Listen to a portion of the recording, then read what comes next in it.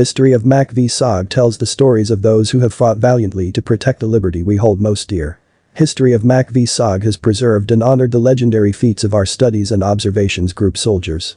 History of MACV-SOG provides military history to soldiers and veterans, their families, and to the public at large. Our mission is to educate, inspire and engage our communities now and for generations to come. Please subscribe, like and share. Donate. PayPal christensen@ol.com. Venmo @MACVSOG.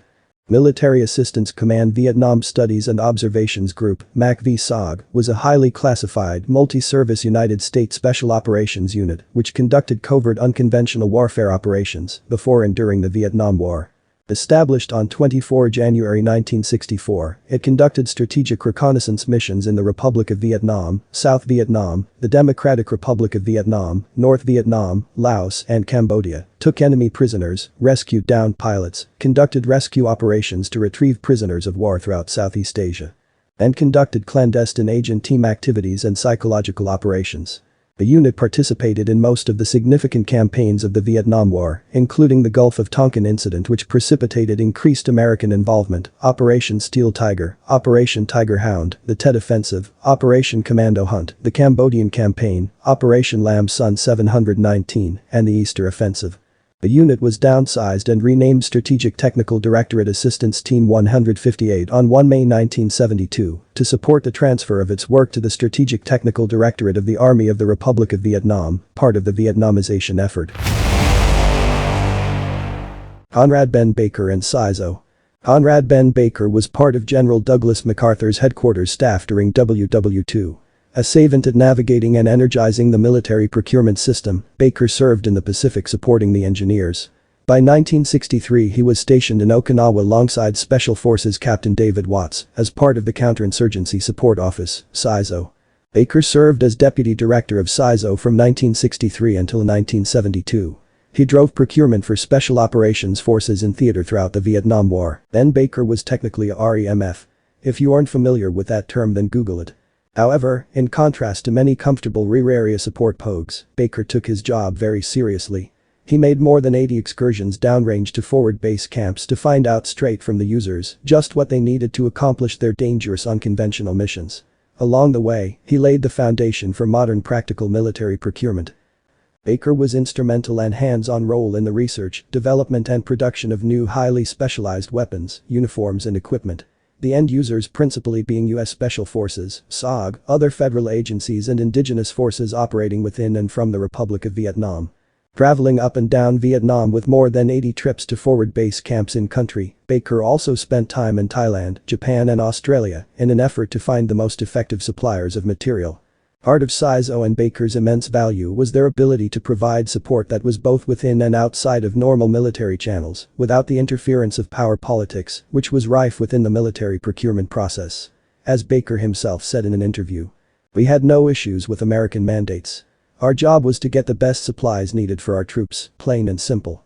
Part of CISO's success was also their insistence on listening to the wants, desires and needs of the men in the field, and not some fat-assed bureaucrat sitting behind a desk at DoD or the White House, and then putting these requirements into practice, ensuring the troops received the items they required within practical reason. Within SOG, Baker is a legend for many reasons, including his unique inventions and items he purchased and refined with the SOG recon teams for their operational use. Some of CISO and Baker's inventions and purchases include, but are not limited to, Seiko watches, gloves, machetes, specialized ammunition pouches, replicas of enemy uniforms and equipment, sleeping bags, ponchos and liners, rucksacks that were appropriately designed for indigenous troops. One of Baker's most brilliant contributions took the unlikely form of the PIR indigenous rations.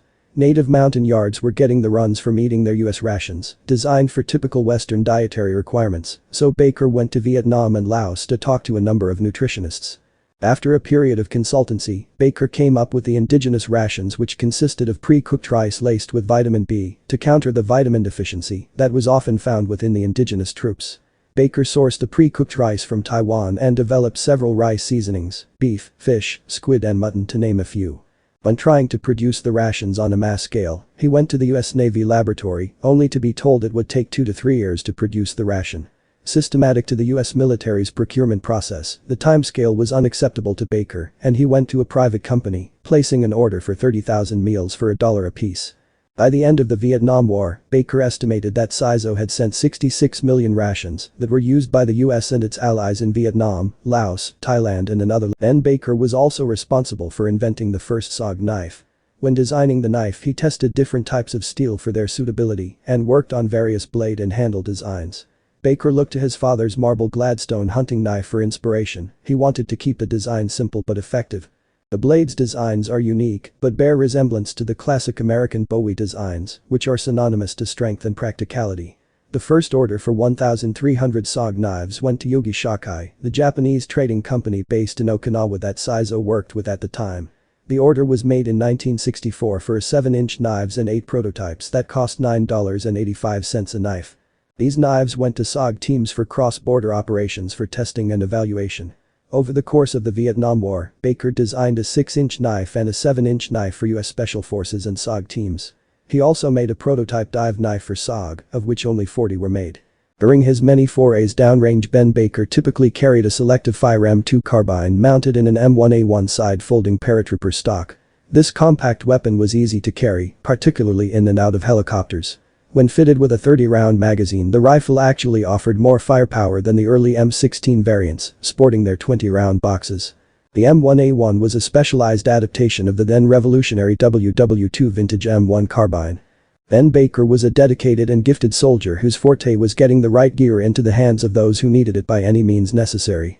Though not technically a special operator himself, he was inducted as an honorary member of the U.S. Army Special Forces Regiment. At the time, he was only the 12th non-SF individual to be so honored. He passed away in December of 2019, a legend among American special operators everywhere.